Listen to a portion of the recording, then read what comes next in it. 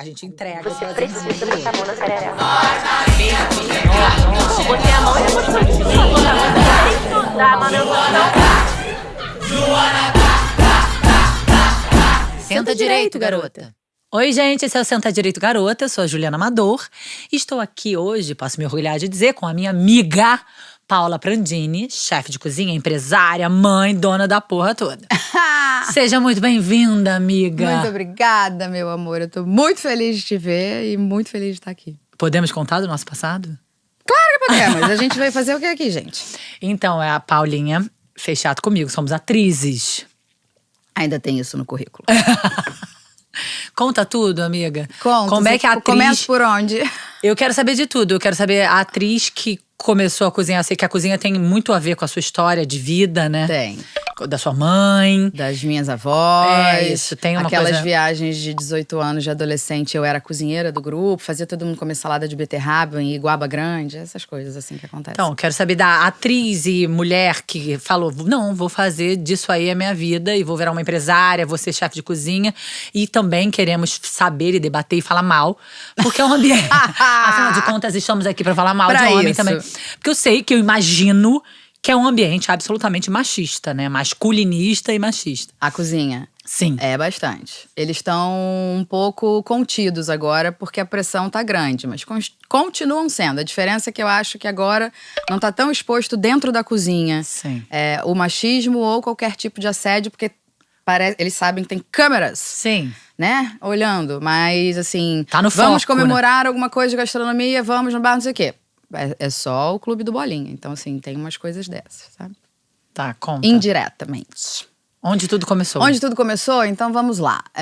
Comida e atriz sempre andaram em paralelo. A atriz, apesar de todos os elogios que eu recebia, que a senhora sabe bem disso, deixa a parte, era um monte de não, porque era sempre muito difícil, é difícil até hoje, a gente sabe disso. E a cozinha, a comida, eu fazia quase esforço zero e era um monte de sim. E naquela época eu precisava literalmente de dinheiro para pagar, inclusive, os cursos de vídeo, de teatro, books e todas as coisas que eu precisava. Então eu precisava de dinheiro para tirar a carteira de motorista, eu precisava de dinheiro para pagar… Blá, blá, blá. E aí, um dos primeiros trabalhos que eu arrumei depois que eu me formei no colégio foi de ser garçonete. Uhum. E a faculdade, com essa história de comida, eu quis fazer engenharia de alimentos. Uhum. Quando chegou no sexto período, eu falei, alguém pode me dizer que horas entra a comida? Porque só tem cálculo, física. Amiga, até monitora de química da faculdade eu virei para poder ganhar um salário mínimo. Era tipo isso. Então, enfim. E aí, eu comecei a trabalhar como garçonete, desisti da engenharia de alimentos. E era uma garçonete de final de semana para ter lá o meu dinheiro para pagar os meus cursos. Ao mesmo tempo, eu produzia um curso de teatro de um diretor. E quando eu vi, eu já estava dentro da cozinha, botando o dedo nas coisas, falando que isso não tá bom, isso não tá… Era um restaurante japonês. Você começou na prática, então? Não, na verdade, cozinha foi o último lugar que eu entrei. Porque de garçonete eu virei supervisora de atendimento, depois eu fui hostess, depois eu fui gerente.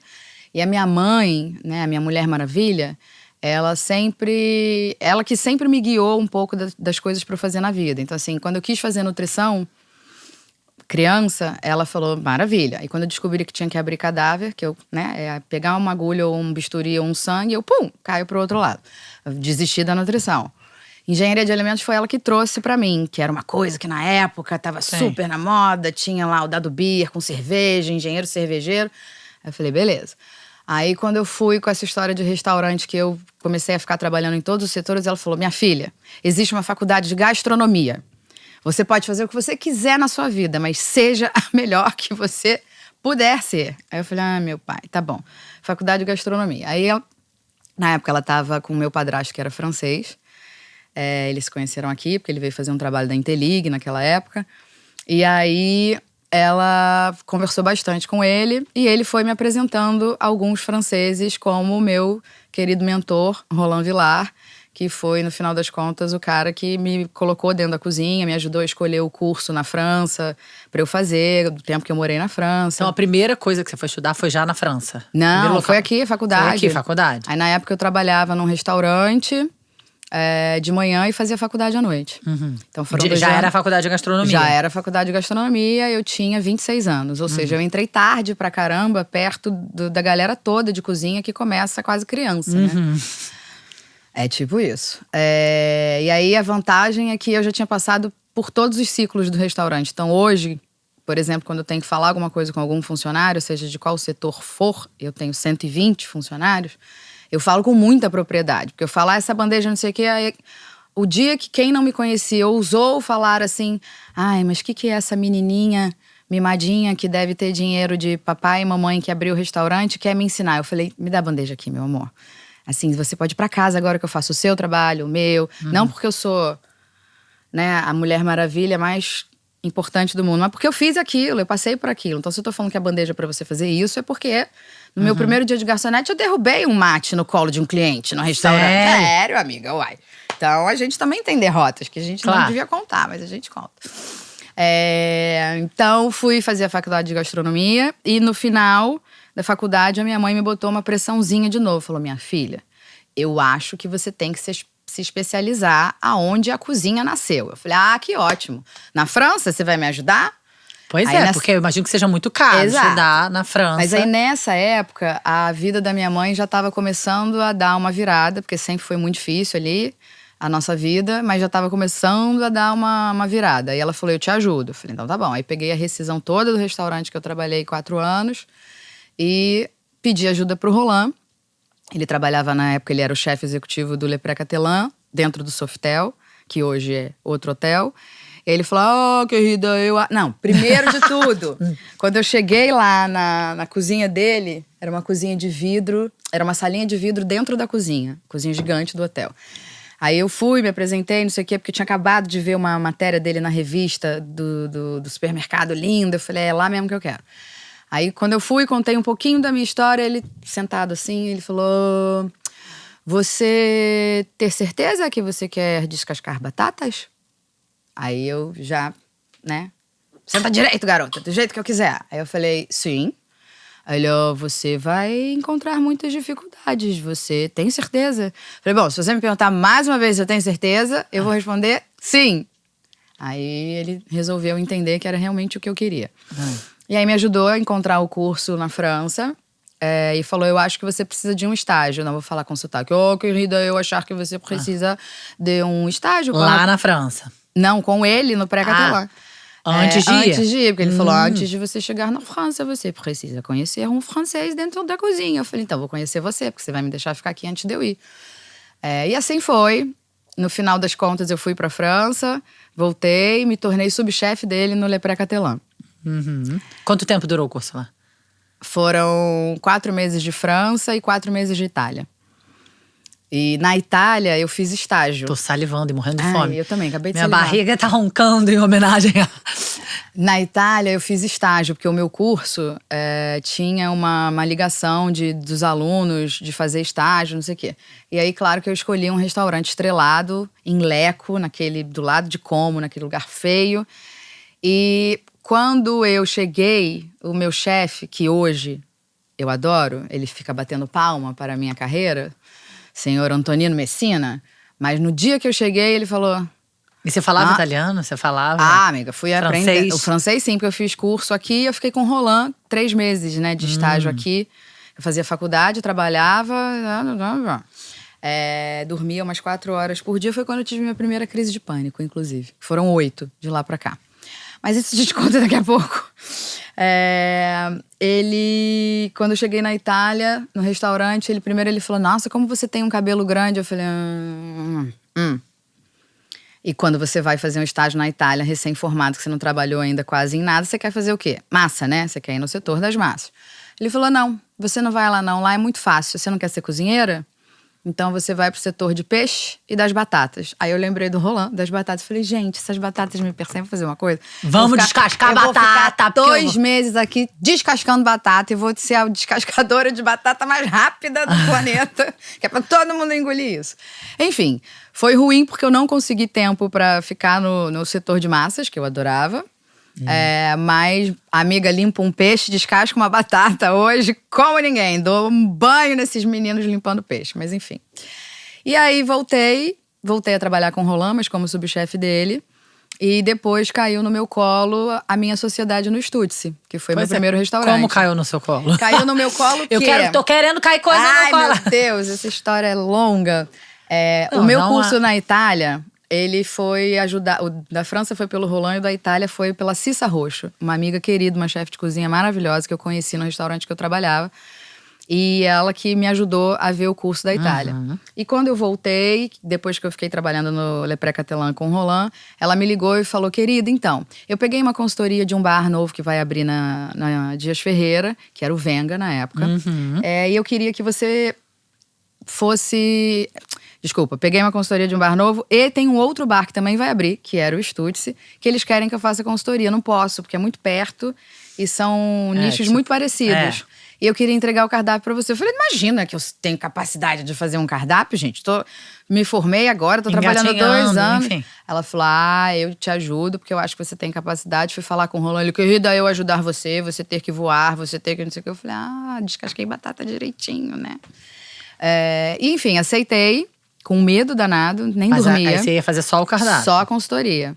Aí, 3 meses, mais ou menos, antes do estúdio se abrir, o meu… futuro sócio, na época, veio conversar comigo e me propôs a sociedade para eu… Comprada, nada me foi dado. Então, era assim, você toca a casa, porque eu tinha todo um know-how de gestão, né? Eu tinha rodado você em todo entendia o funcionamento do restaurante, não era só sobre a cozinha. Exatamente. E aí, a gente ficou sócio e o acordo era, conforme o bar fosse dando o lucro, você vai pagando a sua parte. E assim foi. Acho que eu fui a primeira pessoa a montar um restaurante sem R$1. Porque não sou filhinha de mamãe e de papai com herança na conta bancária. Não sou herdeira. Não sou herdeira. Próxima encarnação eu venho, que acho que é a melhor profissão do mundo. E aí fiquei no Stutz, e no Stutz eu tinha… Ralando pra caramba, amiga. E de madrugada, que não é muito fácil trabalhar de madrugada, né? A vida pessoal ia ficando de lado. A vida social não fazia ideia do que era já há muito tempo. Foram anos de Réveillon dando… A gente Feliz fica ano assim, novo, glamorizando… panela de baroa. A gente fica glamorizando, né? Mas por trás de uma mulher de sucesso, bem-sucedida, tem uma mulher exausta e… Bastante. E bem sobrecarregada. Bem sobrecarregada, bem analisada, mas com… É isso, assim, foram 8 crises de ansiedade, foi adiar uma série de… Passaram vários réveillons você lá no Stutz cozinhando? Não, no Stutz não. Eu passei vários réveillons no Sofitel, na verdade no Sofitel foram 3. Passei alguns réveillons fazendo evento com o Roland. Sim. Mesmo depois que eu tinha saído do Sofitel. E aí tem uma hora que você fala, meu Deus, porque é isso. O meu trabalho, ele é pro entretenimento das pessoas. Sim, você então eu trabalho quando tá todo mundo se divertindo. Então assim, carnaval, réveillon. Mesmo na época que eu trabalhava no restaurante como garçonete, supervisora, gerente, não tinha final de semana, não tinha feriado nenhum. Então, enfim. E aí eu tinha uma subchefe que trabalhava comigo no Stutz, chamada Iona, que trabalhou comigo no Sofitel, e eu levei ela pro Stutz, minha parceiraça. Tem uma rede de amigos aí, né?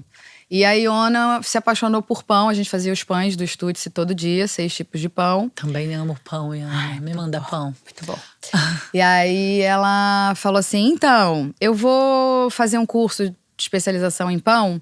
Vou ficar, sei lá, acho que eram 8 meses, não lembro, fora. Aí eu fui desmontando, assim, eu falei, ai meu Deus, eu vou perder minha subchefe. Eu falava, claro, que ótimo. Boa, seja feliz. Isso. Caralho. E aí ela falou, e quando eu voltar, a gente abre a nossa casa de café da manhã. Porque eu e ela amamos café da manhã e eu morava na rua. Então, além do jantar, você tem que me levar pro café da manhã. Você não foi no Empório ainda, né? Eu já fui sem saber que era seu. Ah, meu senhor. Isso é um erro gravíssimo. E aí, eu tomava café com ela todo dia, que eu passava no mercado, levava pro Stutz, porque eu começava a trabalhar de manhã, né, amiga? Depois eu fazia alguma coisa e ficava até as 4 da manhã trabalhando. E aí ela falou, eu falei, claro, que ótimo. Aí eu fiquei pensando, qual banco que eu vou assaltar dessa vez? Mas tudo bem, volte. Sim. E dito feito, ela foi e voltou. Chegou lá com a cachorrinha dela, a Trufa, e falou, oi, voltei. Aí eu falei, voltou pra cá? Ela, não, pra gente falar sobre a nossa casa de café da manhã. Eu falei, meu Deus, mais outras crises de pânico virão, já estou prevendo.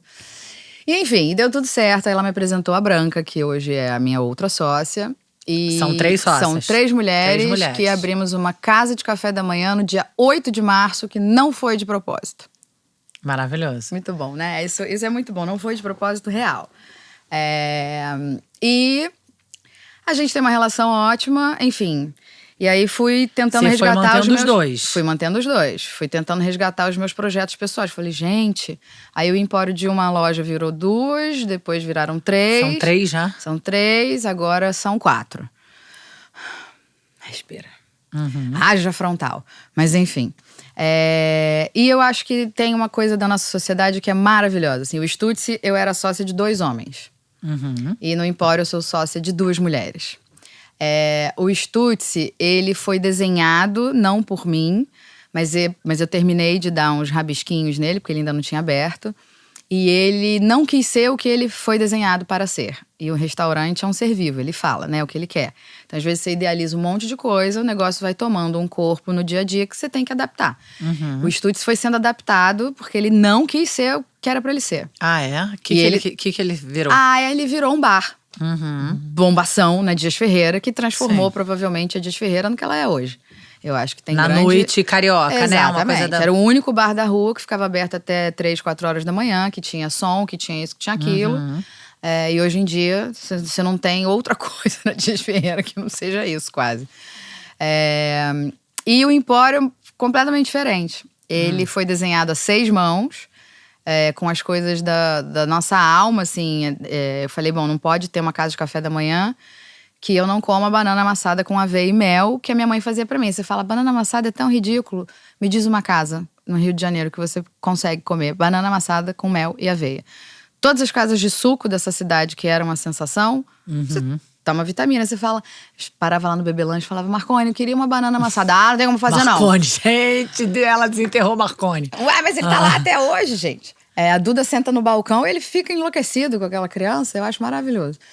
E aí, ele foi sendo o que ele foi desenhado pra ser, assim. Tanto que com 4 meses ele começou a ganhar o prêmio de melhor café da manhã da cidade. Hoje são 11 e um do Brasil. Essa casa que você foi não sabia que era da sua amiga, entendeu? E é isso. Aonde estão os empórios? Conta, porque nem todo mundo pode saber. Empório Jardim, no Jardim Botânico, na Visconde da Graça. Em Ipanema, na Maria Quitéria.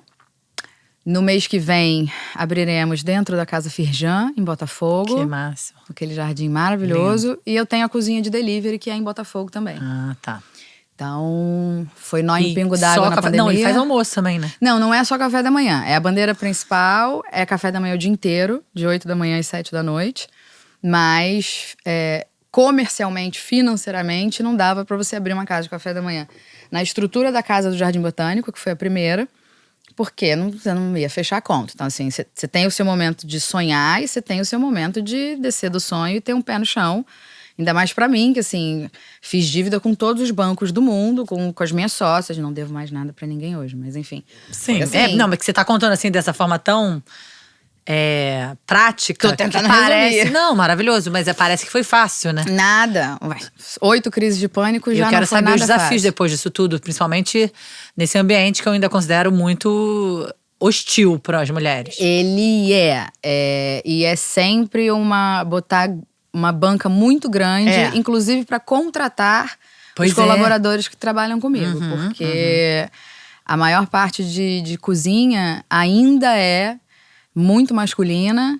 A chefia, com né? formação. Não, sem formação também. Também? Tem uma galera, tem uma mão de obra que trabalha em cozinha muito por necessidade, porque não achando que precisa fazer aquilo com carinho. Então essa é a parte difícil, a parte chata. E toda vez que eu contrato uma mulher, os olhinhos de rabo de olho deles torcem o nariz. E várias vezes eles tentam dar uma boicotada, assim. Aí eu tenho que estar perto, porque aí eu assino embaixo, eu bato no peito, eu trago pra mim, eu treino, eu boto do meu jeito. E aí eles vão, né, assim, eles têm que me engolir de qualquer forma, mesmo me admirando, gostando de mim, não sei o quê. Mas eles têm que engolir o fato de eu ser a dona da empresa, além de ser a chefe de cozinha. Então, assim, sim, vai ser essa menina que eu vou contratar e ponto. Das sócias, só você é a chefe ou todas são chefes de cozinha? A Iona é chefe de padaria, né? Da padaria. A Branca não, a Branca é uma pessoa de comunicação, não tem nada a ver com cozinha. Então, é isso. A maioria dos meus colaboradores hoje ainda é homem. Mas eu fico muito feliz quando eu encontro uma mulher com garra de trabalhar E você dá aula melhor do que homem. Você dá aula também? De vez em quando dou De vez em aula. quando dá aula. De vez em quando dou aula, de vez em quando faço uns eventos. Conta tudo. A aula, na verdade, eu dou quando eu sou convidada por algum lugar ou por alguma pessoa. Eu não tenho não tenho um curso. Sim, que eu você dê. não é professora fixa de um não curso. sou, mas eu tenho uma paciência. Também não daria tempo, amiga. Não, amiga, não tem como.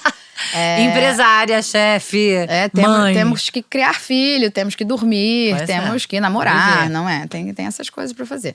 Então, as aulas são assim, é uma parte que eu adoro, porque eu tenho muito carinho, muita paciência de ensinar, porque pessoas me ensinaram muita coisa, algumas pessoas me ensinaram muita coisa, e eu acho que é um pouco o caminho. Então, assim, sempre que eu posso, os meus cozinheiros, assim, eu ensino pra eles com todo o carinho do mundo. Na primeira, na segunda, na terceira, na quarta. Eu falo, não, peraí. Aí você já também tá abusando um pouco do meu relógio. Mas as aulas, eu gosto muito de dar aula pra criança. Muito, muito. Eu fiz umas temporadas do Super Chefinhos no Mais Você. E eram com as crianças, eu era a jurada deles. É muito bom trabalhar com crianças. Mas você ensinava eles também?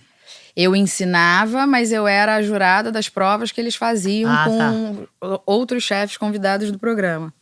E aí foram 3 temporadas seguidas. Eles são fantásticos. A criança é de uma sinceridade, inclusive pra fazer comida. E vou te falar que tinham alguns ali que eu poderia levar pra trabalhar na minha cozinha. Olha a exploração do trabalho infantil. Não é desse ponto de vista que a gente tá falando. É do ponto de vista de que eram muito mais atentos, muito Sim. mais responsáveis, muito mais focados naquilo ali dar certo do que muito E talvez cozinheiro que já trabalha se comigo. apresentasse ali uma vocação, né? Exatamente. A última aula que eu dei, que foi na Le Cordon Bleu. Cordon Bleu? Ai, muito chique. Ela é professora da Le Cordon Bleu. Não, não sou não. Eu fui convidada pra dar aula. Mas aí você vai dar aula de quê? Uma aula específica de Sim, alguma coisa eu que você fui faça? dar aula de alguns itens de café da manhã, por exemplo. Fui dar aula de algumas especialidades do Empório Jardim. Aí a gente vai entendendo Entendi. o tema. Aí tinha um menino da Bahia que veio fazer a aula comigo, o Vitor. Ele deve ter uns, sei lá, acho que uns 14, 15 anos. Desculpa, Vitor, se não for a cidade, mas eu tô, né? E ele ia voltar pra Bahia, ele falou, qual é o conselho que você me dá? Aí eu falei, você quer essa profissão? Ele falou, quero. Eu falei, então você continua fazendo exatamente o que você tá fazendo com essa concentração, estuda bastante, engole todas as informações que você puder, se forma, cresce, faz 18 anos e vem trabalhar comigo. Descasca a batata. Descasca a batata. E é muito bonitinho, porque ele fica curtindo e comentando todas as coisas que eu posto de comida. Outro dia ele falou, chefe, me ajuda. Você me ensina a fazer não sei o quê. Aí eu fico, ele lá na Bahia e eu aqui ensinando. Eu acho muito legal isso. E é isso, em algum momento eu resolvi olhar um pouco pra vida pessoal que eu fui perdendo. Foi quando eu fui fazendo… Você investiu muito da sua energia na construção dessa carreira, né, Paulinha? Muita coisa. Então, quando eu fiz 38, eu falei, gente, Você estava casada? Tava. Você casou com uma pessoa que era chefe de cozinha também? Ele não era chefe de cozinha, mas eu o conheci nesse universo. Só podia conhecer a cozinha, gente. A pessoa saía. É tipo isso. Então eu fui convidada para fazer um evento enorme no Joá. E aí ele era um dos responsáveis do evento. Mas ele era cozinheiro também. Ele se formou em Direito e abandonou, enfim. E eu falei, bom… Eu tenho um outro sonho. Qual era o seu sonho? Abrir um restaurante. Abri 5. Qual é o seu sonho? Ser mãe. Eu falei, bom, então vamos entender isso. E aí a gente começou a colocar isso no meio da roda. Falei, agora eu não posso mais me dar o luxo de ter crise de ansiedade. E foi um caminho também, não vou falar difícil, ele simplesmente não foi fácil. Como nada, nenhum dos meus caminhos foram fáceis, né? Nunca foi uma coisa que pá! Porque ele tinha um determinado tipo de dificuldade para ter filho. Então, a Duda é fruto de o terceiro tratamento de FIV. Você perdeu Não, eu não gravidezes? cheguei a engravidar. Ah, Nos tá. 2, os embriões não vingaram, assim. O filho é dele, o sêmen era dele. Da Duda, inclusive, apesar dos olhos azuis. Mas ele não expelia, enfim. Então teve que fazer FIV, teve que tirar meu óvulo, o sêmen dele e fazer. E ela foi o último embrião da última tentativa, do último não sei o quê. É o que tinha que ser mesmo. E aí ela nasceu, eu tinha 40. Ó, eu já querendo, eu tenho 42. Ela nasceu, eu tinha 40. Um mês antes de eu fazer 41. E enfim, aí é um processo muito louco, porque a gravidez, no final da tratamento pra pandemia… gravidez é muito dolorido também, né? Desafiador. Pra mim, muito, Ju, porque eu tenho muita fobia de agulha, eu tenho muita fobia de sangue. Eu passo mal realmente com essas coisas, então pra mim foi muito sofrido, muito. Injeção na barriga durante 15 dias, uma chuva de hormônio. Eu já não sou uma pessoa muito pacata, muito calma. E você não parava de trabalhar naquele de jeito ritmo, Lu? nenhum. E com certeza eu dei patada em quem não merecia, com certeza eu chorei Peço quando perdão, não podia, peço agora. perdão, entende? Mas é uma chuva de hormônio e de frustração, porque assim, você tem certeza que na primeira vai. Aí você fala, meu Deus, primeiro que não é barato isso também, Pois né? é. Além de tudo. É um investimento energético, financeiro. De tudo. Aí você, a primeira vez não dá certo. Você fala, meu Deus. Tá, aí na segunda vez não dá certo. Aí você quase desiste, mas você fala, não vou desistir. Aí você tem outras opções, você pode adotar, você pode isso, mas cara, não é possível, eu não vou, não quero essa derrota. Você queria passar por essa experiência. Queria passar por essa experiência. E aí foi um processo… Canceriana, exatamente isso. E foi um processo de gravidez lindo, porque eu não senti nada de ruim, de nada, de não sei o quê. É uma gravidez ilesa, nem enjoo, nem nada.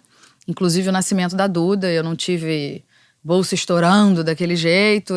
Eu fiz cesárea porque eu fiz uma cirurgia de mioma um tempo antes, acho que de tanto hormônio que eu tomei, criou-se um miominha.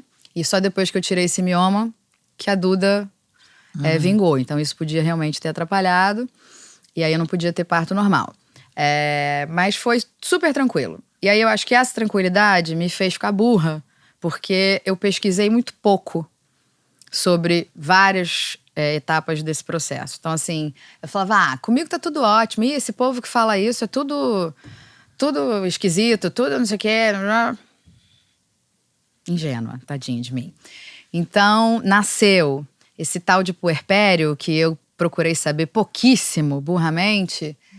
Ele é importante, minha gente. Cobrou, se eu fosse cobrou vocês, a conta. cobrou a conta. Cobrou caríssimo. É isso, Caríssimo. porque você fica nesse modo ação.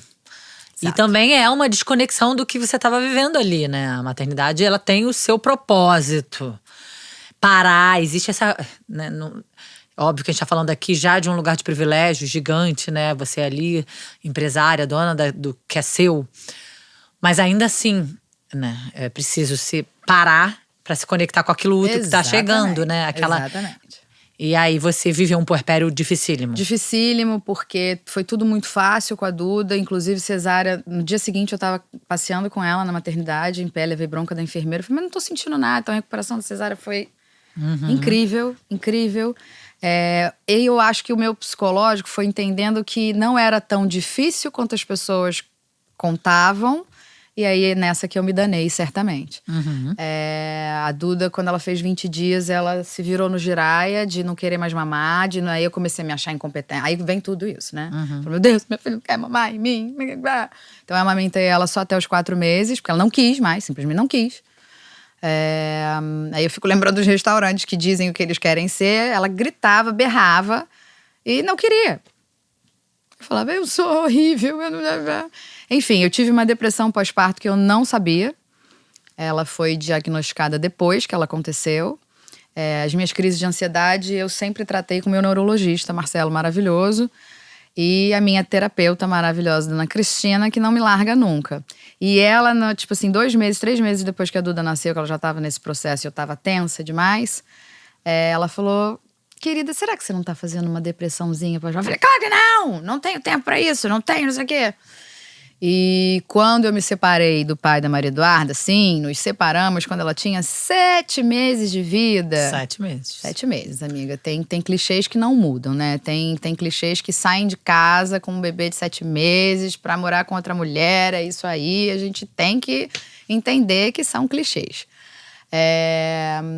E aí, quando aconteceu isso, eu tava um tempão sem ter crise de ansiedade, desde que eu engravidei da Duda. Né, ele praticamente abandonou a casa de vocês. Você foi pega de surpresa, é isso? Eu totalmente. Você foi pega de surpresa? Foi uma conversa Não é que, desesperadora. Não. A relação estava desgastada e com 7 meses a gente resolveu. Não, amiga. Ele saiu de casa dia 3 de janeiro, dia 19 de dezembro, ele me mandou uma mensagem: casa comigo de novo? Então, aí você fala assim, onde estava o erro? Peraí, a conversa que eu tive com ele saindo de casa, hoje eu vou falar nesse tom, porque a gente já trabalhou um monte de coisa, né? A gente, que eu tô falando, eu. Mas a conversa foi assim, como assim? Como assim? O que aconteceu? Onde aconteceu alguma coisa que eu perdi? Eu já estou tentando salvar esse relacionamento há muito tempo. Eu falei, oi? Mas você tá tentando sozinho?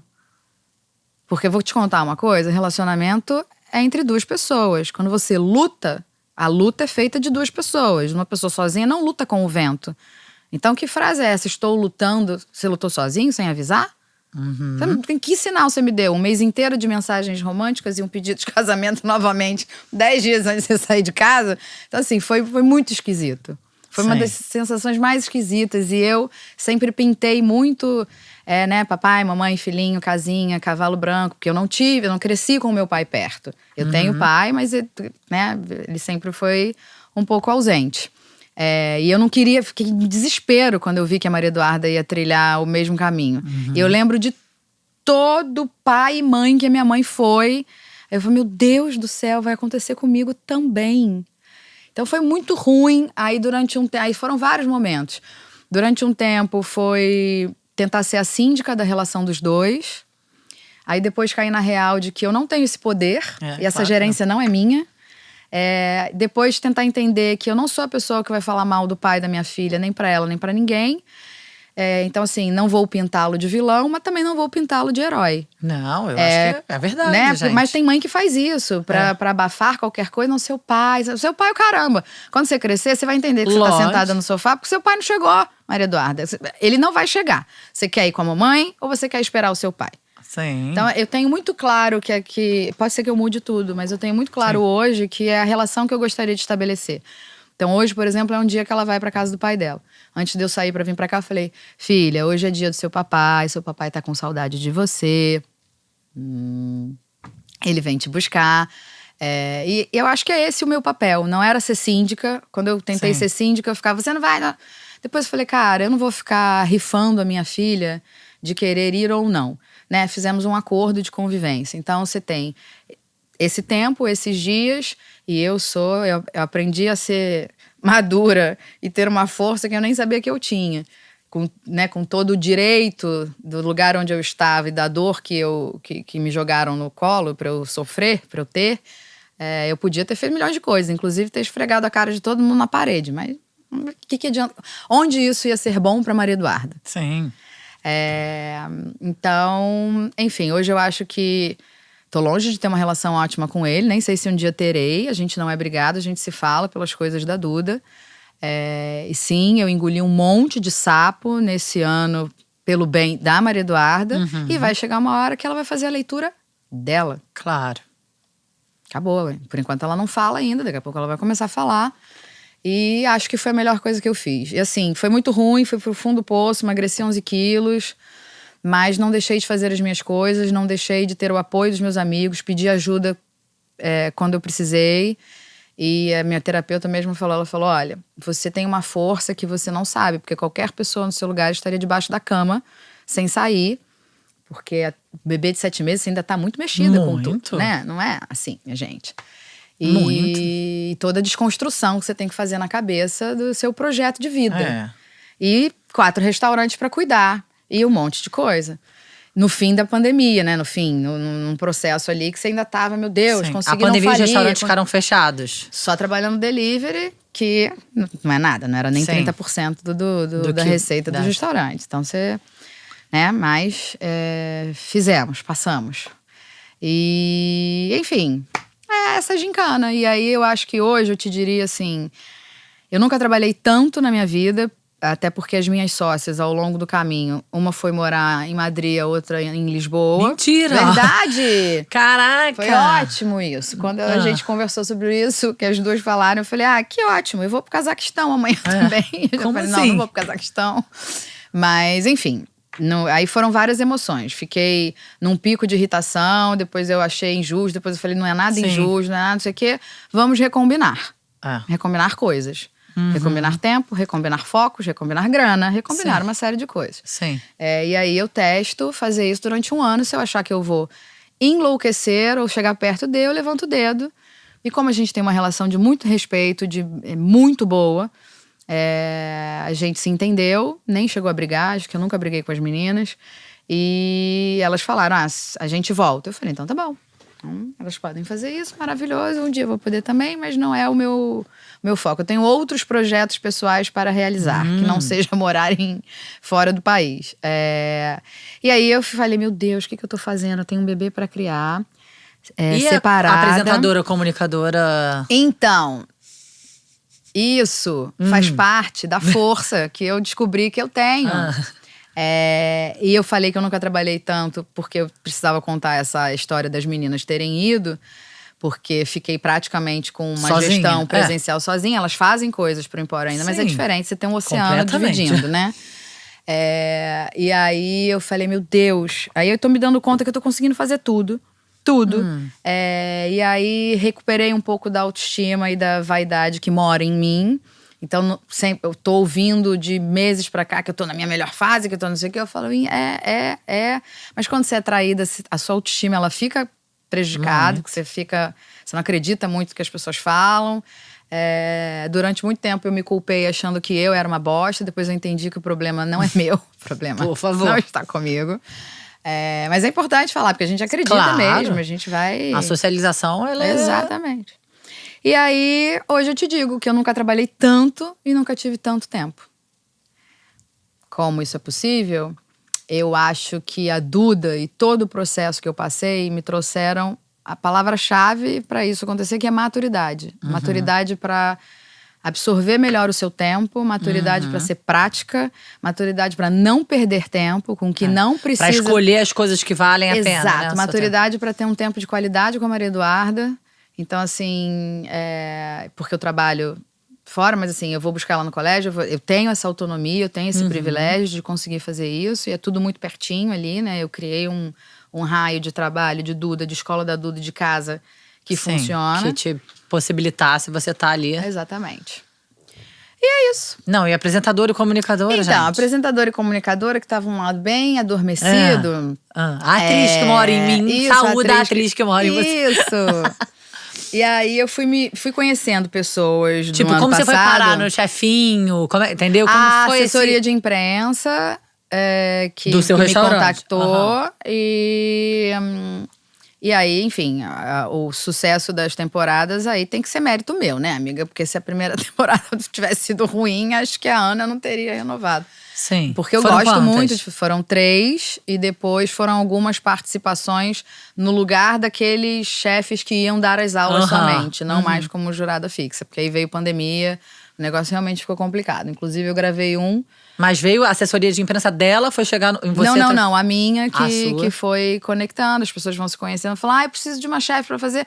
Paula, tem isso pra fazer, você quer? Eu falei, claro. E aí agora eu tô associada com uma agência que tá apostando em mim pra fazer os vídeos no meu Instagram de café da manhã. Então eu gravo dentro da minha cozinha. Mas você não tem um canal no YouTube? Não Precisa, ainda. gente. Sim, a gente vai organizar esse ponto. Então por enquanto é na cozinha da minha casa, com a minha maquiagem, a minha roupa. Eu escolho a Esse é um maquiagem, projeto escolho a seu, roupa. pessoal? É um projeto meu, pessoal. Vai que alguém vê assim e fala, nossa, essa menina precisa de um programa de café da manhã. Ó, tá vendo? Fica a dica no ar. E aí a gente tá fazendo. Comecei em dezembro, tô achando divertidíssimo. Tá rolando… estão rolando comentários ótimos. Pessoas que eu conheço, pessoas que eu não conheço. Então acho que tá indo. É isso. A Duda, os 4 empórios. Estude-se. Não, aí o Estúdio, eu vendi minha parte em dezembro de 21. Dezembro de 21? Eu falei, gente, não dá pra ter uma casa Sim. de café da manhã, um bar e um filho. E um bar à noite. E um filho, não dá, Aham. não dá. Então eu vendi o Estúdio um pouquinho antes do meu mundo Aham. dar um… Dá aquela… Primeiro 180, depois foi pra 360. E a gente é acabou isso. contando aí toda essa sua trajetória. Falo muito, né, credo? Não, eu achei que você contou até super, de uma forma objetiva, tanta coisa. Como eu te falei, até parece que é fácil, né? Porque a gente acaba contando tudo que deu certo. Agora, eu queria que a gente falasse um pouquinho sobre os desafios de uma mulher nesse ambiente, né? Você De me contou cozinha? que acho que segunda-feira rolou alguma coisa que… quero te contar, e a gente acabou não falando. Na verdade, assim, foram alguns momentos, né? Quando eu comecei nessa história lá em 2006, em 2008, antes de eu viajar, que eu fui fazer o estágio na cozinha do Roland, já era uma coisa esquisita. Primeiro que eu era a única mulher no meio de 50 homens. Uau. Pois é. Não tinha E a impressão que a gente tem é que a mulher era cozinheira e os homens eram os chefes de gastronomia. Mas assim, aí tinha coisa de que o Roland tinha muito carinho comigo, porque ele, nessa altura do campeonato, ele já estava quase meu pai, né? Ele já tinha visto o curso comigo, já tinha me oferecido o estágio, não sei o quê. E aí, é óbvio, você acha que aqueles cozinheiros iam pensar o quê? Milhões de coisas. Pensar que o Roland tava me comendo, pensar que eu tava puxando o saco, pensar uma série de coisas. Eu sempre Tudo ignorei. menos a sua competência. Exatamente. Tudo menos a minha competência e tudo menos entender que aquilo ali era um objetivo pra mim. Então, assim, eu trabalhei ali ganhando um salário que eu não conseguia nem pagar nada da minha vida, como dificilmente as pessoas conseguem hoje, porque era estágio. Então, assim, eu fiquei um tempo sendo sustentada pela minha mãe e morando com uma amiga para poder passar por isso, porque aquilo tinha um objetivo para mim. E simples assim, no hotel tinha uma Eram geladeira. 50 homens. Não no restaurante, no hotel todo, né? Tinha umas geladeiras lá que cada um era responsável. Amiga, eles boicotavam a minha geladeira, eles trocavam data de validade dos meus negócios, eles… Sim. E aí teve. Entraram Universidade. numa de vez em quando dar uma peitada, assim. Aí um dia eu tava dentro da câmara frigorífica. Aí um deles, que acho que era o chefe do grupo, entrou. Aí falou alguma gracinha, aí eu fechei a porta e falei, olha só, deixa eu falar uma coisa pra você. A faca que você tem, eu também tenho. O jeito que você sabe usar ela, eu também uso. E essa babaquice aí de trocar data, de ficar boicotando as minhas coisas, eu também posso fazer com você. A gente tem duas alternativas. Eu não vou sair daqui, eu não vou sucumbir e entrar chorando na salinha do Roland, porque eu não sou essa mulher, eu não sou essa pessoa. Eu tô aqui por um objetivo muito maior, então eu vou engolir todos os sapos que eu tiver que engolir. A gente tem duas alternativas. Ou a gente vai ficar guerreando, você vai se estressar, eu vou me estressar, a gente vai perder tempo, vai perder foco. Ou a gente entende que a gente, no mínimo, vai ser educado. Não tem outra alternativa. Claro. Então, assim, se eu tiver que usar minha faca, eu vou usar minha faca. Se eu tiver que usar a troca de etiqueta, eu vou usar a troca de etiqueta.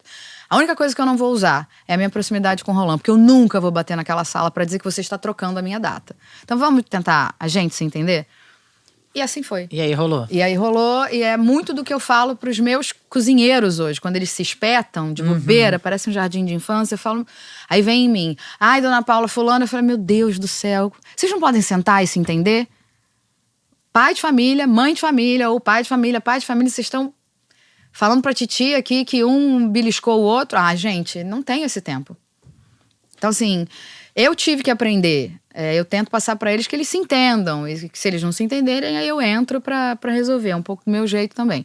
Então, acho que isso foi o primeiro episódio real de ver isso. O segundo foi na Itália, com aquela belezura de cabelo grande, não sei o quê. E realmente eles não me deixavam fazer nada do que era prazeroso. E todo mundo ria de mim limpando peixe e descascando batata. Sim. No final, quando eu fui embora, tava quase implorando pra eu ficar, porque aí você vai revertendo. Porque eu acho que o lance deles, mesmo inconsciente, e porque são muito inseguros, na verdade, no fundo, eu acho que é te provocar pra você cair na pilha, porque caindo na pilha você reforça o poder que deram a essa figura. E quando você não cai na pilha… fazer você desistir, né? Fazer você desistir, porque faz parte do poder machista de assim, é do meu jeito e ponto. Né? Eu sou sempre um degrau acima e ponto. Então, quando você não desiste, aí eu não sei se passam a te admirar ou se passam a entender. Homem não gosta muito de ter trabalho, né? Então, quando ele tem que ter um trabalho, eles não são estratégicos, a gente é estratégico. eles vão desistindo e sucumbindo. Então, não sei se foi isso que aconteceu, mas foi acontecendo. E aí eu comentei com você de segunda-feira, porque é isso. Você ia me contar, mas não contou. Tô curiosa. É assim, eu faço parte de um grupo de chefes de cozinha franceses aqui no Rio, que é muito maravilhoso, que o Roland me convidou. Então, assim, eu tenho um carinho enorme por isso. O que faz esse grupo? Fica fazendo comidas? Me leva. Não, na verdade, a gente vai tentar trazer. Isso tem o cônsul da França no meio. Então, a gente vai tentar promover eventos que propaguem mais a gastronomia para os cariocas, não só a francesa, mas assim, tentar entender até como a gente consegue cada vez mais juntar é ótimo, juntar o produto brasileiro com a propriedade francesa, em cima disso, assim, eu acho bacana, acho importante. Eu tenho um lado da alma francesa, né? Não tem como. E eu sou parceira do Roland o resto da vida, do que ele me chamava para fazer. Então, só que era engraçado, porque só tem homem. Gente, é chocante. Eu sou a única cozinheira do grupo. Mas tem chefes maravilhosas, mulheres, pelo amor de Deus. Maravilhosas. Mas esse grupo só tem homens. Só. E na segunda-feira eu me vi. Eu fiz o café da manhã, o Empório Jardim fez o café da manhã. Cada encontro alguém faz alguma coisa. Então esse foi no consulado francês e eu fiz a mesa do café da manhã. E eles são muito carinhosos comigo, mas assim, na hora da foto, você vê, só tem eu. E é engraçado porque quando eu posto a foto no Instagram, no meu, eu faço questão de colocar o emojizinho da chefe cozinheira e do chefe cozinheiro, né? Afinal de contas, a gente tenta ser igual, apesar da gente ser melhor. E quando eles postam, é só a bandeira da França e o bonequinho masculino cozinhando. Eu falo, gente, isso tá quase infantil já.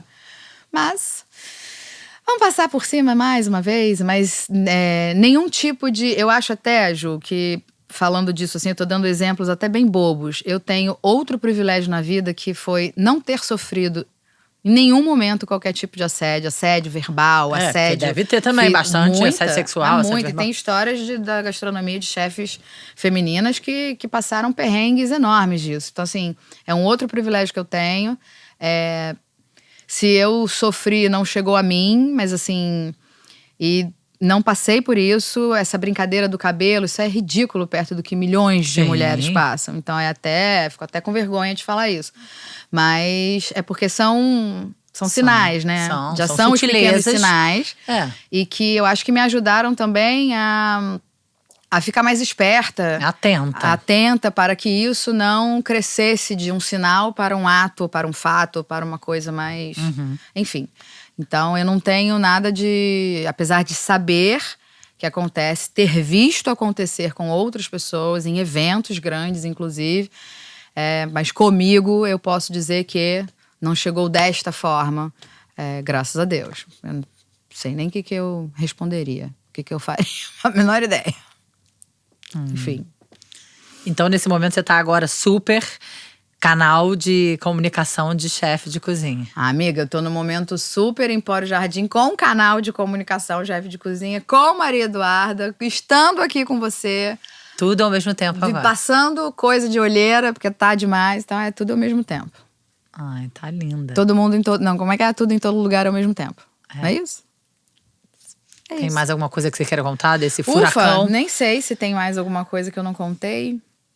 Não, contar que eu tô bem, que as coisas realmente passam. Sim, que é importantíssimo. A gente não sabe o porquê, mas lá em cima todo mundo sabe o porquê.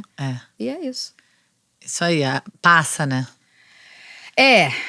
O que não significa que não continue que não doendo. Doa. Não, nesse momento não tá doendo. Mas é porque tem coisas mais profundas que passam e não vão deixar de doer nunca, né? Sim. A gente sabe disso. Então, mas passa.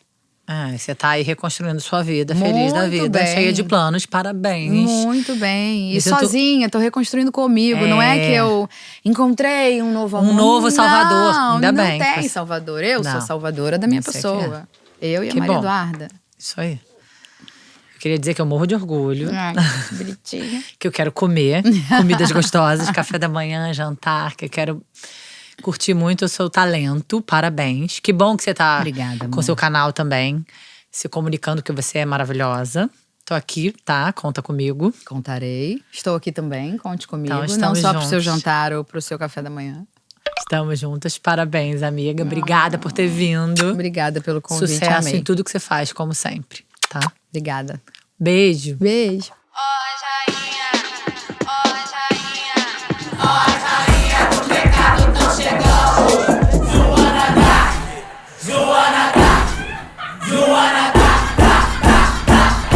Senta direito, garota.